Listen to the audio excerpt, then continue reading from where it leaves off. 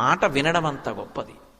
మనిషికి జీవితంలో అన్నిటికన్నా వరం ఏమిటంటే మాట వినగలిగినటువంటి లక్షణం. తనకి తెలియకపోవడం తప్పు కాదు, కానీ ఒకరు చెప్తే వినకపోతే మాత్రం చాలా భయంకరమైనటువంటి దోషం.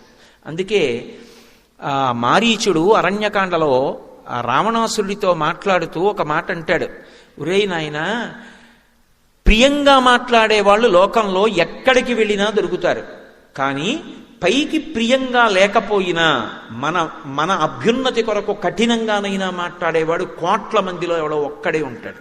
వాడి మాటని సందేశాత్మకంగా తీసుకోవాలి తప్ప ఆయన కోపంగా మాట్లాడాడని చెప్పి వెంటనే ఆయన మీద తిరగబడిపోవడం గొప్ప విషయం కాదు. సులభాః పురుషారాజన్ సతతం ప్రియవాదినః అప్రియస్యతు పథ్యస్య వక్తా శ్రోతా చ దుర్లభః. కఠినంగా మాట్లాడినా మంచి చెప్పగలిగిన వాడు దొరికితే, కఠినంగా మాట్లాడినా ఆయన చెప్పిన దాంట్లో సత్యం ఉంది అని అంగీకరించగలిగిన శ్రోత దొరికితే అదే క్షేత్రం.